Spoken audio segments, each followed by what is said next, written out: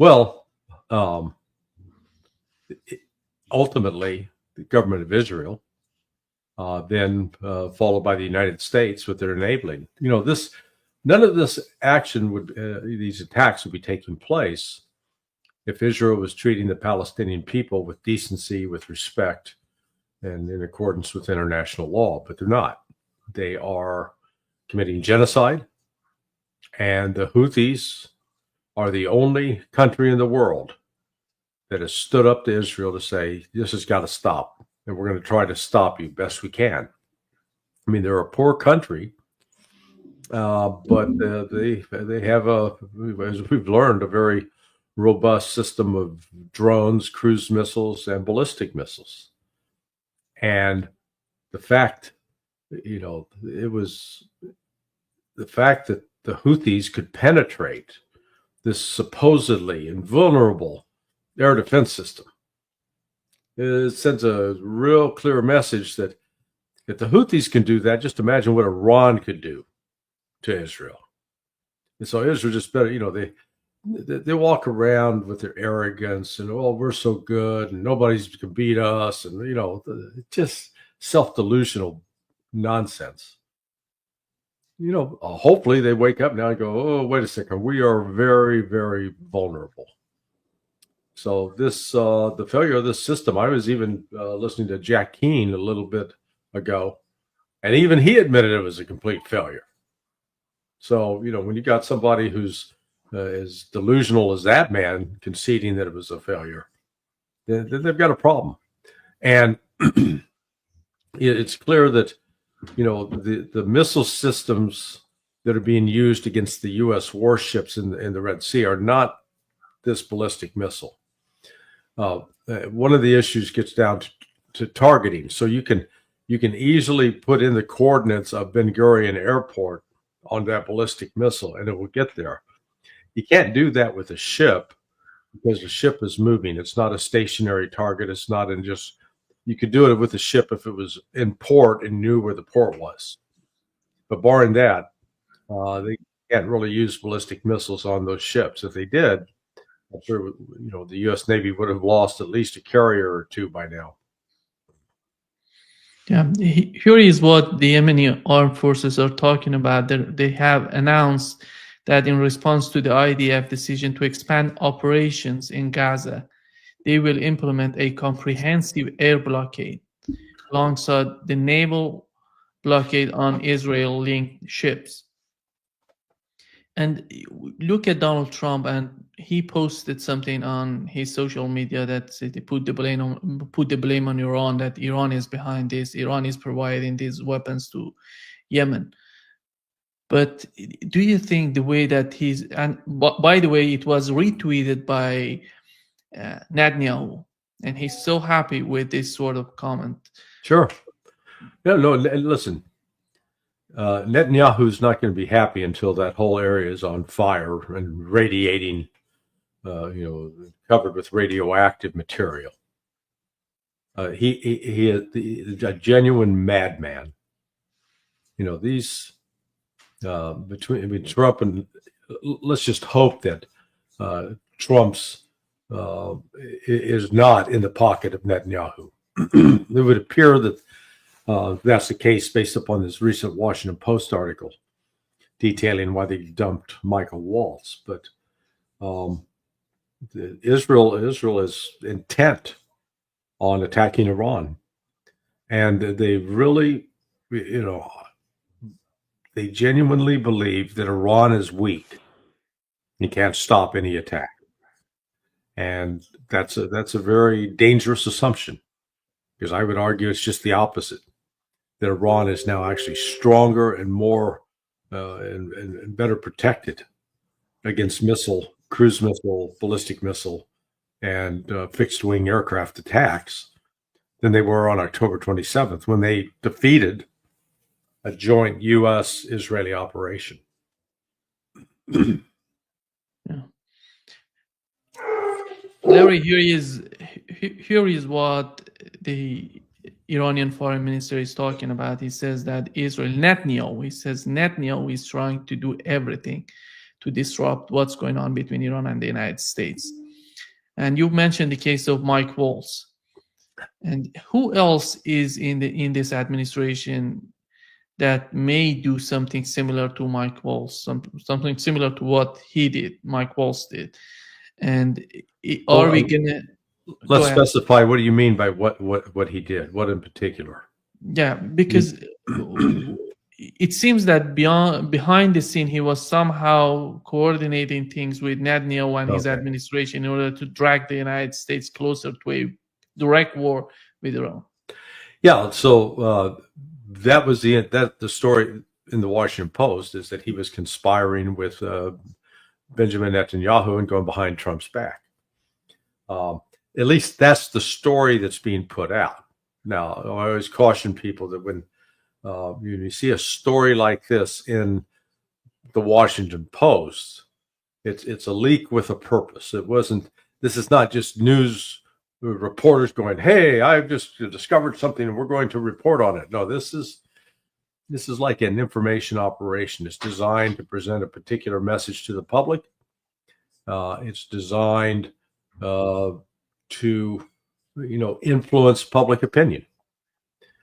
So the way they tell the story is that Waltz was ousted as national security advisor because he was trying to get us embroiled in a war.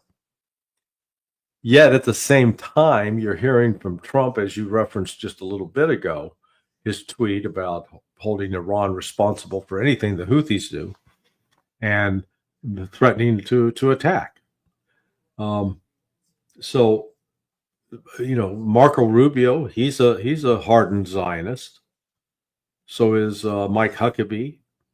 You got Sebastian Gorka, who's still in the NSC, as far as I know. So you still got a lot of people around Trump, and then you forget the name of the woman. Excuse me. The woman he named as sort of the director for the Middle East or West Asia in the National Security Council. She's a bona fide Israeli citizen and was a member of the Israeli Defense Forces. I mean, for God's sake, talk about putting the fox inside the hen house. So Trump actually, we probably better off come up with a list of those who oppose going to war with Iran. And that, J.D. Vance, Tulsi Gabbard. It was Pete Hegseth, but now Hegseth's, issuing the threats to Iran. So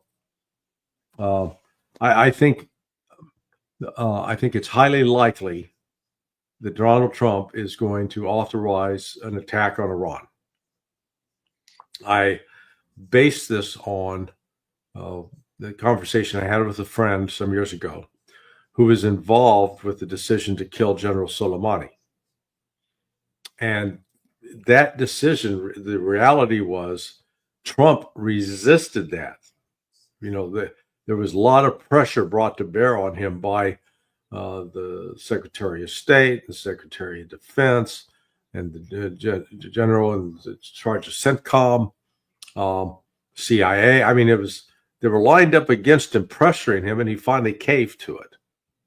I think we're in a similar situation now, and he's going to ultimately be bullied, if you will, into launching the attack. I mean, he's responsible. I'm not trying to excuse him at all or pretend that he's had no role in this, but he's really not a strong person in that regard. Where if he's really deep down in his soul says, no, listen, I'm going to be a peace president, not a war president, and we're not going anywhere near this. He could send out the messages and say, okay, we're gonna back down, we're gonna tone it down. That's not him. Just the opposite. Yeah. So he, in his bid to be liked and his insecurities, we're gonna wind up in World War III probably. Do you think that Hegseth is fighting for his survival? Yeah, no, he's on borrowed time. I think by the end of the year, Hegseth won't be there. If the United States gets embroiled in a war with Iran and tries to expand the war with the Houthis,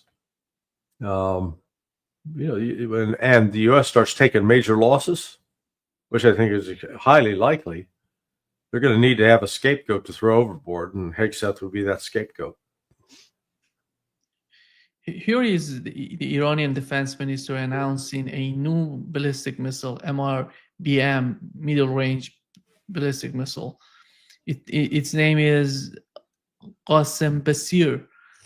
And it seems that based on the lessons they've learned from the True Promise operations last year, they've made this sort of missile. And what's it called? It's called Osempasir? Qasem Basir, yeah. Qasem Basir. What does that mean? Do you know what does that translate into Iranian? It seems that it's a name of someone, and I don't know. I don't recognize who's that guy, but Qasem is the name. Basir is the family name. Yeah. Okay. But I don't know what's behind that. It seems that this missile is just based on the lesson they've learned from last year. But do you still believe that Donald Trump would, even though forcing him or pushing toward a direct conflict with Iran, this time he said that this time is the last time he's going to be in his recent interview on MSNBC, he said that he's not going to be. He was asked if he wants a third term to be the president. Then he said, "No, I'm not going to go there." But this is his last chance to do something. If we assume that, do you think that he's going to take a risk as big as a direct war with Iran? Yes. Yeah. No, he's had every chance up to this point to avoid that war. At least rhetorically, what he's saying, in his social media posts, and what his administration is out saying to the media. It's not just him. They're sending a message that they're going to attack Iran, and they're trying to come up with a creative way to blame it on Iran. Look at what you made me do, What they're saying, Larry, by the way, is that Iran is providing weapons to Houthis. And then who's providing weapons to Israel? Yeah, well, it's what's good for us is not good for other people to do. I mean, we're the exceptional nation. Don't you know that? We're special. Yeah, no, it's the hypocrisy is rampant. But, it's been that way, since the founding of this country. What's so amazing to me is that Netanyahu, at the same time that they have decided, the government in Israel has decided to expand their operation in Gaza. It seems that they want to stay there forever. And well, they want to get work for Donald Trump. Is he happy with that? I don't know. I really don't. I think he's been of the mind he'll do whatever it takes to support Israel. But Israel, there's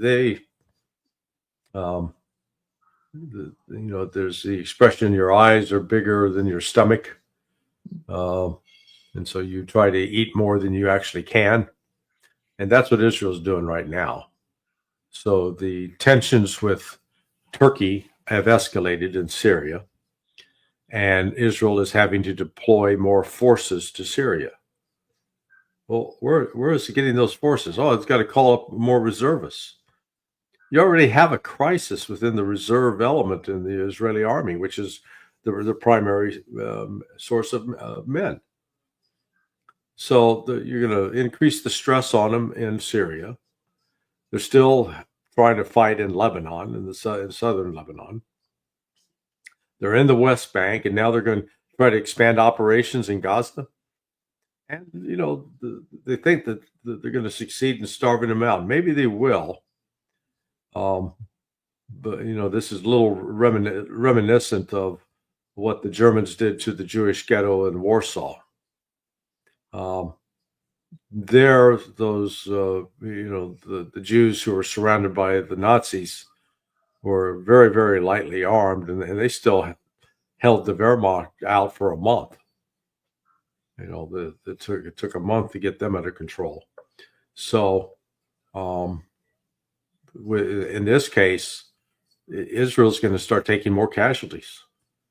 As they put more troops in to try to control more and more of that territory, Hamas is going to come out of the tunnels and start killing Israelis in greater numbers. And so that's going to add to the political pressure on Netanyahu. So this is not good. If he's desperate and painted into a corner to try to create Iran as this external enemy to try to unite people, it's just the dynamics, the way things are playing out. They're not playing out in a way that's pointing to a peaceful resolution. It's going to go hot. I think one of the main questions right now in Washington and in Tel Aviv, they're asking themselves, what can they do with Houthis? Are they going to go underground? Are they going to, I don't know, make some sort of coalition with Europeans to fight Yemenis to go? How is that? How do you find the possibility of going underground to fight Houthis? It seems that the intelligence, they're not receiving any sort of intelligence and they cannot fight Houthis effectively in Yemen. Did you say go underground or go on the ground? On the ground. On the ground. Yeah. It's called, that'd be, Yemen would be Arabic for quagmire. Okay. It would be a disaster for the United States. The United States militarily really isn't in a position to gather up the number of troops that would be required to try to take control of that country and to go in and destroy missile sites underground. I can imagine they may try to come up with a couple of special operations raids to go in and attack, but even then they're likely to lose people. They might be able to pull off one or two, but it's not. I think the Yemenis understand, and I'm just making an assumption here, but I think they understand that they face that kind of threat to bring in a raiding party to attack a particular site. The problem is getting in. They can probably get in is fine. How do they get out? Getting extracted is always the challenge with those kinds of operations. So, the solution to this is to go to Israel and say, cut this out, stop. You're going to stop the killing of the Gazans. You're going to allow humanitarian aid in. This is going to stop now. And the Houthis would stop and the threat would go away. But, I don't think that's going to happen. Can Israel fight Yemen on the ground without the United States? No, absolutely not. What we know about their armed forces underground from what we've seen. Look, the Israelis can't even defeat Hamas on the ground where they have, their logistics lines are immediately behind them. So they don't have a problem of shipping food and ammunition and weapons over a long distance. So Israel doesn't have great capability to project force outside of the boundaries of its country. They're struggling already in Syria, and they've struggled in the past in Lebanon. Do you find you mentioned the situation with Turkey? We know that Turkey, Erdogan has announced that they're not going to let Israel using their airspace to for whatever reason, and they attacked Damascus. Do you see any sort of off ramp in that direction for Israel? No. I mean, Israel doesn't know off ramp. Or let's put this: it would require Netanyahu dying in office or being put in jail, or being forced from office somehow, and that the non-settler community gets control of the government. Then you've got the possibility of some sanity coming back to negotiations. But as long as Netanyahu's there and is listening to the likes of Smotrich and Ben Gvir, Israel is committing suicide as far as I'm concerned. Do you see the possibility of removing Netanyahu? Oh, it's always possible. I think God. I think personally, I think God will get to him before anybody else does. He's had prostate cancer. He's got some heart issues. So, it's possible he'll just die of natural causes. But you don't want to base your policy upon hoping that this guy dies or gets taken out, forced from office. We got to deal with what is. He's in office. He's in control now, and he's aligned himself with these very evil Zionist elements that are intent on killing all Palestinians and killing Houthis if they can, and killing Iranians. They're a death cult. They really are.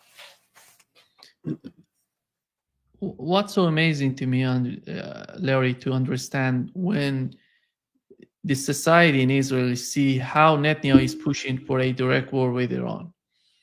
Do they really believe? Is there anybody in Israel understanding if any sort of attack on Iran happens, if they attack Iran, Israel going to be devastated as a result of that attack, a war, a direct war? Yeah. Are they really prepared for that? No. Do they really understand the threat coming out of this decision on the part of Netanyahu? No, they don't. They proceed from the assumption that they're invincible. They keep telling, we got the best army in the Middle East. We got the most moral army in the Middle East, And yet, when you point out to them, here we are. So let's see, October, November, December, there's 3 months, and 15 months by the end of 2024. And then another, so we're 20 months in, coming up on almost 2 years of war in Gaza. And Israel's been incapable of defeating a guerrilla army that's armed with light weapons. They're not carrying, heavy mortars and air defense systems and tanks and armored vehicles. They don't have any of that. And so Israel, despite all of its bombast and bragging, is proven incapable of defeating that. And they're fighting, and they got a controlled space. I mean, it's not like they're dealing with a border with unfriendly countries. I mean, Gaza is literally the only potential, access from another country is with Egypt in the south. Other than that, Israel's got the place surrounded, or you got the Mediterranean Sea blocking it in. And they haven't been able to militarily defeat them. Looking at the pictures coming out of Gaza, you see the starvation going on. Mm-hmm. It's unbelievable, Larry. Yeah. I don't know how the international community, there is no international community. There is nothing out there. Nobody's talking about it. In Europe, here in South America, somehow the government here in Brazil is talking about it, but not that much. Nobody seems to put pressure on that. Yeah, well, this is, it's been this way throughout history. When the Armenian genocide was underway, the world wasn't, condemning and trying to stop it. When, the Holocaust was underway, again, it was widely known. The West largely avoided doing anything about it. When the Japanese were murdering the Chinese, and by the millions, again, the world stood silent. So that, we're good at being deaf, dumb, and blind when it comes to these things, unfortunately. Yeah. Here is, Larry, what Donald Trump said on MSNBC in terms of the conflict in Ukraine. Deal with Ukraine. It's a sign, it seems, that the United States is invested in Ukraine's future. The Secretary of State told me this is a very critical week. Are you any closer to reaching a peace agreement between Ukraine and Russia? I hope so. How would you characterize I do believe we're closer with one party and maybe not as close with the other, but we'll have to see. I'd like to not say which one we're closer to, but we did do a deal for the American people that was good. We were able to get rare earth. The Europeans are getting paid back. They have a loan. We didn't. Biden just gave him $350 billion. He has no idea where the money is, what happened. And at least we'll, in one form or another, get our, I don't feel so foolish. And remember this is Biden's war. This was a war that was never going to happen if I were president. This is a horrible, horrible war. And I get to see shots of soldiers through, satellite that are just so terrible. 5,000 soldiers are being, look, 5,000 soldiers a week on average are dying. They're not American soldiers, but I want to solve the problem. They're Russian soldiers and they're Ukrainian soldiers. And if I can save 5,000 souls, I just love doing it. How long do you give both countries before you're going to walk away? Well, there'll be a time when I will say, okay, keep going, keep being stupid. When does that come? Are you close to it? Sometimes I get close to it and then positive things happen, okay? What's the red line for you? At what point do you say, that's it, we're walking away? Well, you'll know. I mean, there'll be a time when I may say that. And if I do, there may be something I can't, maybe it's not possible to do. There's tremendous hatred, just so you understand. Kristen, we're talking tremendous hatred between these two men and between, some of the soldiers, frankly, between the generals. They've been fighting hard for 3 years. I think we have a very good chance of doing it. Yeah. I don't know where to.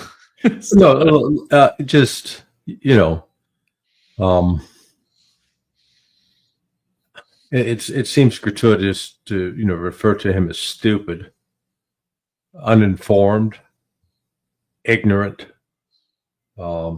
Choose your adjective, but sort of delusional as well.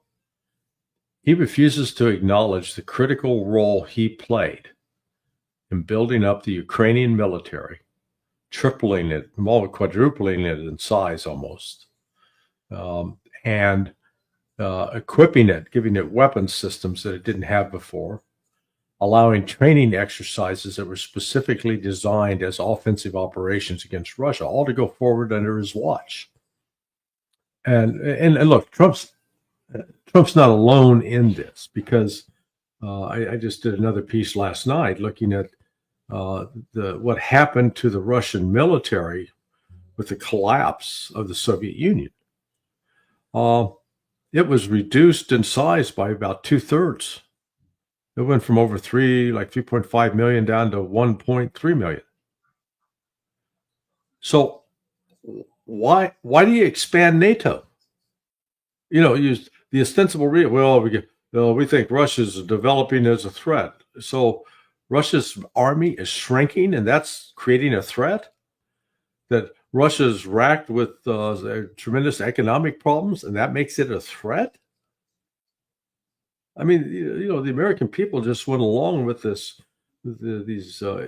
idiotic decisions by Bill Clinton and then George W. Bush, that the complete expansion of NATO, and it was all for one purpose, to attack Russia. And then when Trump's is president, you hear him brag, "Oh, Obama just gave him blankets. I gave him Javelin missiles." All right, so yeah, you gave them offensive weapons so they could go kill Russians. If Russia was doing that to us, we would be considering that an act of war. Yet we somehow, he's clueless on this. If he wants to stop it now. Stop all U.S. funding. Pull out all U.S. advisors. Real simple. But he's not doing that. Again, he's not a person, he's not retarded in terms of lacking, missing half a brain and, just having neuromotor disorders. But for God's sake, to be, at his position in life and to be this uninformed on so many critical issues and just to hold downright mythological views about what happened is extremely dangerous. Russia, his instincts were right. Yeah, let's cut a deal with Russia, but he wouldn't listen to what the Russians were saying. And they keep telling them, "Oh yeah, Russia's losing."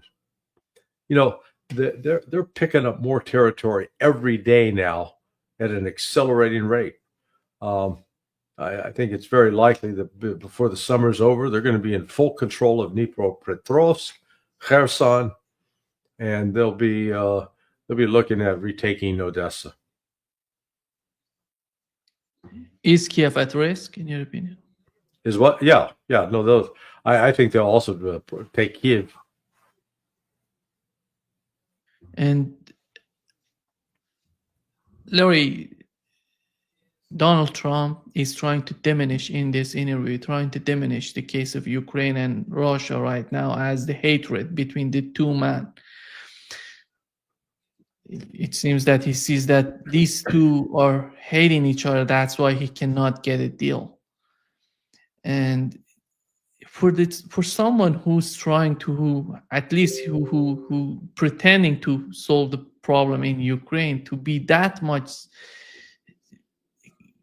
simplistic in the way that he's thinking about the conflict, it's problematic, Larry. It's not just about, because if we assume, we know what has happened to Mike Waltz, we know the case of Marco Rubio. These people, none of them would like to put an end to the conflict in Ukraine, but Donald Trump, he was talking about it, but he doesn't have any sort of information to get deeper into the conflict in Ukraine.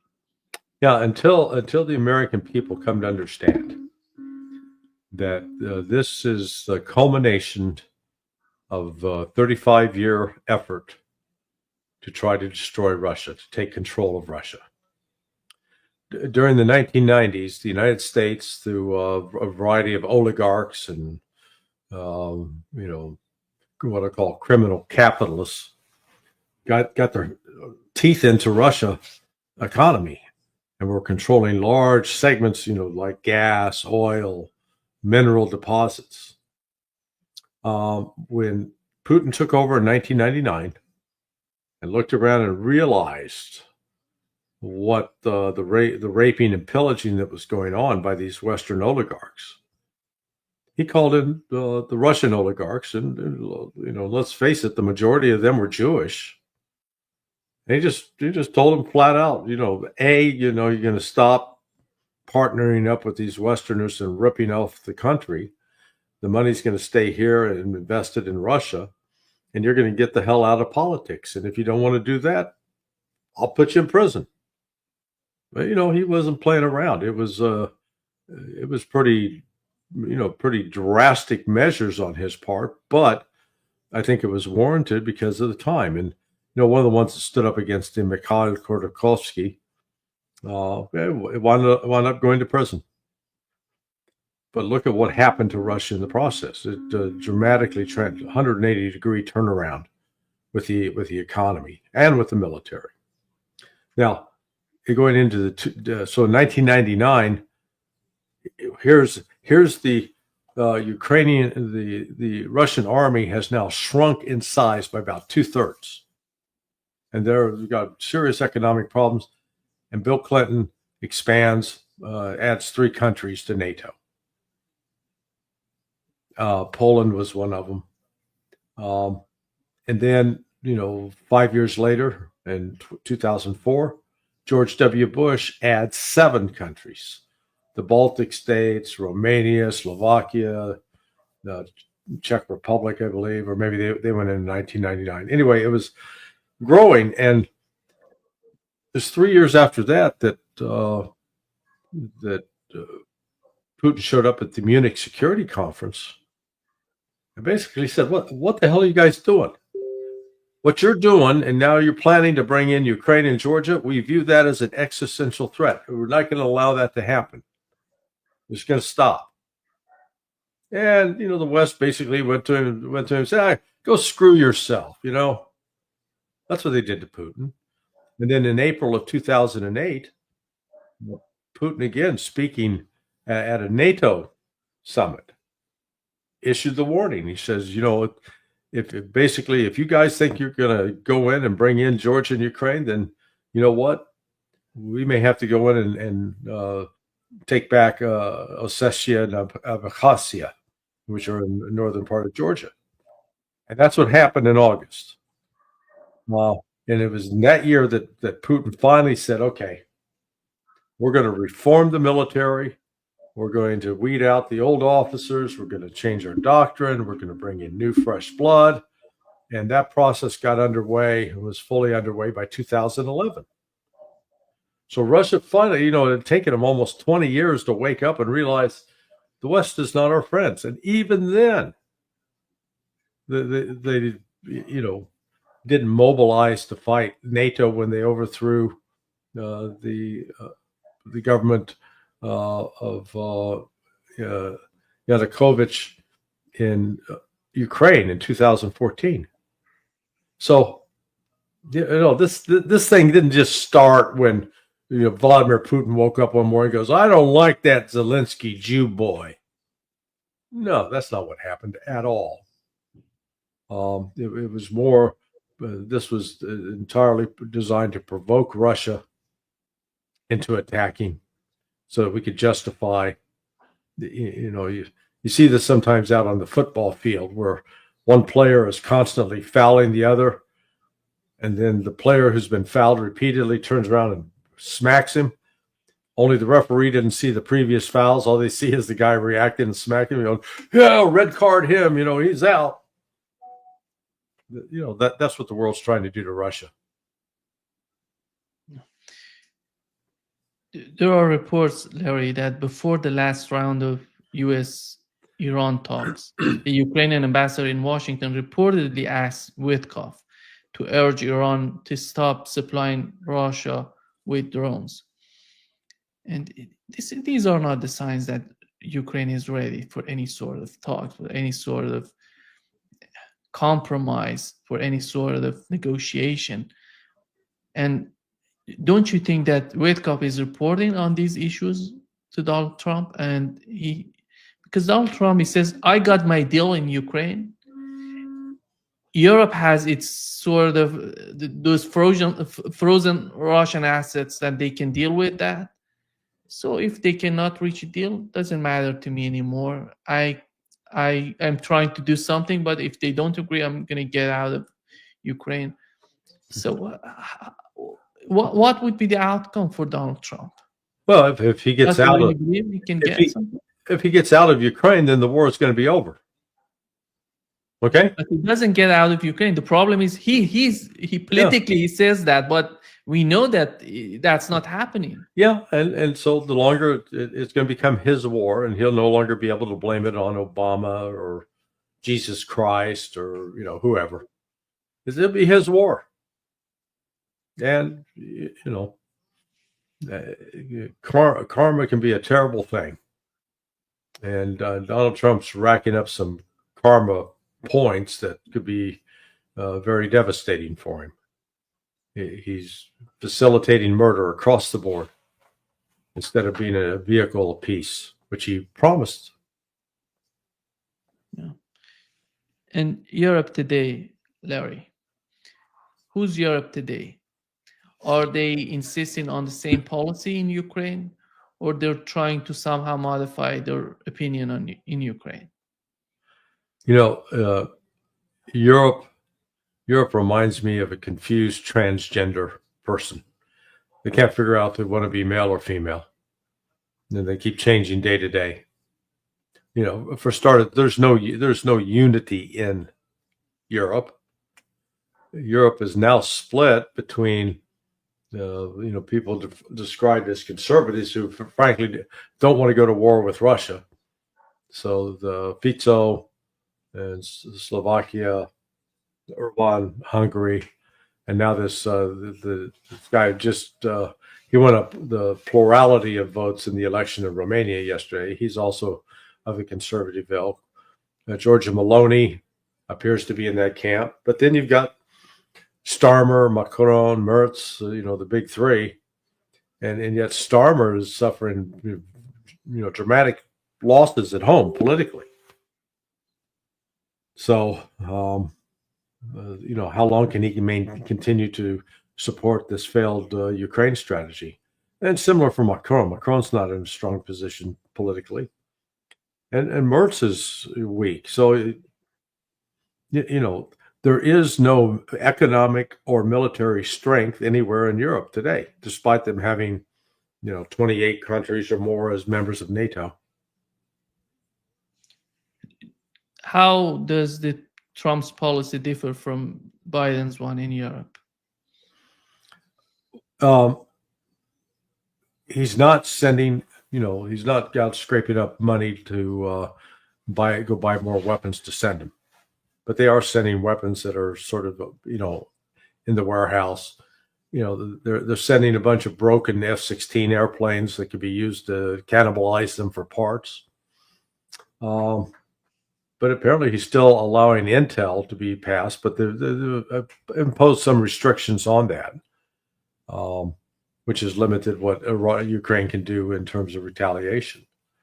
The real concern is here's Zelensky making threats to attack the May 9 parade in Moscow, which will have Xi Jinping and the Brazilian President Lula and others in attendance. The United States should have immediately, publicly denounced it. Trump should be out warning Zelensky, no, don't you dare even think about it. Don't you even talk about it. But instead, we allow it to go on.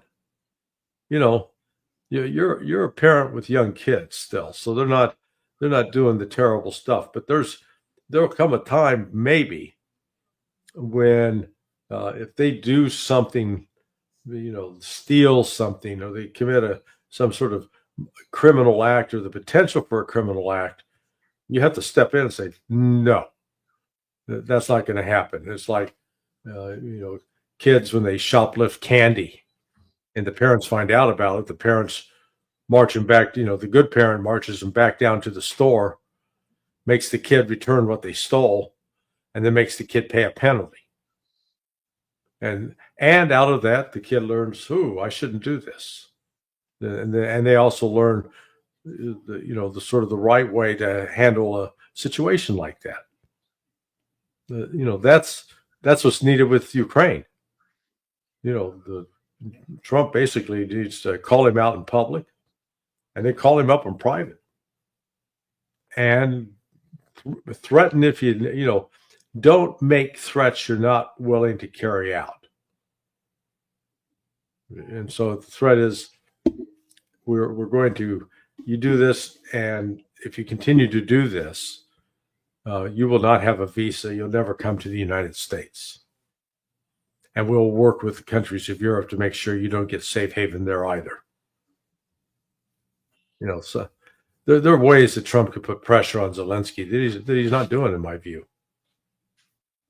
And who's NATO in the eyes of the Trump administration? Is an organization to be expanded, to be something to be grown, just increase its body, or they're going to get much more strategic in the future? Well, one of the reasons they've been expanding all along is they needed more troop strength. And again, you guys say, what's the objective? The objective is to destroy Russia, break it up, and just have a change of regime, bring in somebody that's going to be amenable to doing the bidding of the U.S. and be another lackey of the United States. And to that end, NATO is being used as a tool to try to help accomplish that. That plan has gone awry so far. But, that's why they're expanding NATO principally. And Russia, do you think that they still have the delusion of breaking down Russia in federations if Vladimir Putin is not in power in Russia? Do you think that the only barrier in their mind is Vladimir Putin, or they see the other people who are much more radical toward West? No, I don't think for the most part they haven't thought that through at all. The notion of if we just get rid of Putin, our problems will be solved. Are you kidding me? Yeah. Actually, they may be right. Yeah, our problems will be solved because we get hit with a nuke and be dead. So you won't have to worry about that anymore. So, from that standpoint, it's just foolishness. Russia is not going anywhere. And the United States is obsessed with weakening Russia. And it's been a 35-year project, at least 35 years. She's sending a very strong message to the United States and to Donald Trump. It seems that he's going to be in Russia for 4 days. And do you see Donald Trump somehow reorganizing its policy toward China and Russia, and they see them together, or they're still believing that they can draw a line between them? The U.S. policy objective is to split Russia from China. And it is a genuine, deeply held belief, and I want to emphasize belief, by many policy analysts in the United States, pundits, that there's no this relationship between Russia and China. It's just superficial. It's not going to last. We're going to split them up, and Russia will come to our side, and then we can go get China. Again, this obsession with China. Oh, China is building up its navy. Yeah, because we've been threatening to go to war with them. So because of our threats of going to war with them, they're now taking action to protect themselves. And then we're saying that because they're taking action to protect themselves, they're the belligerent. That's the game we're playing. You look back at, the total strength of the Russian military in 2011 was, 1.3 million, and that's it. Everybody reserve. They're now approaching 3 million total when you add in Navy, Air Force, ground forces. So the U.S. hostility towards Russia and the continued hostility towards China has forced them together. But it's like you get on a plane or you get on a ship and the ship sinks, and all of a sudden you're in a lifeboat with somebody you maybe even had conflict with them in the past, but you're in the lifeboat together, and you realize your survival depends upon working together and cooperating. And as you work and cooperate, then you find out, hey, I really like this person. That's what's happened with Xi and Putin. Once they got into the lifeboat after the start of the special military operation and all the economic sanctions, and then Xi came to understand that, Putin is no fool, and the United States is run by a bunch of crazy people. I mean, just step back and look at it. We go from Joe Biden to Donald Trump. I mean, one was a demented patient, and the other is, like a rabid clown. The narcissism is just off the charts. And, I'm the best. And, we're the greatest, and nobody can do it better.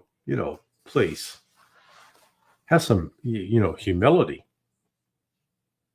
But it doesn't compute. So it is. Unfortunately, I don't think Trump has a reverse gear on this at all. The bigger picture of the planet is so much important when it comes to the conflict between the United States and China, Larry. Mm-hmm. Look at Africa, look at the Middle East, look at what's going on in Ukraine. I don't see anywhere China losing. I don't see, even with the tariff war. Right. So what do they want to do with China? Who, you mean Trump? Donald Trump. If they're not capable of building trust in the Middle East, building trust with Russia, building trust in Africa, instead of threatening these countries, how can they imagine even they can fight with They can fight China. They can. Well, you got to come back and always ask, what are the working assumptions? The Trump people believe, and I got some very dear friend who's sort of in the same camp with Trump. They really believe that China needs us more than we need them, and that our pressures are going to force a fundamental change in the economy that'll make the American economy stronger, more independent, and it'll leave the Chinese outside looking in. Now, I think that's foolish. I think it's wrong. I think when you step back and realize China is an industrial power now like nothing the world has ever seen before. And it's not going to suddenly lose that and slide into oblivion. Just the opposite. Whereas the United States has carved out its industrial base, what used to be something that would be on par with China, it's lost a significant amount of that. But moreover, it is dependent on key resources and key manufactured products, including magnets, just to create and build electric vehicles, for example. So this is, it's the dawning of a new era where I think the world will be defined by what China and Russia do, not by what the United States does. What has happened to the Democratic Party with the case of the war in Gaza? They have lost a very important part of their base.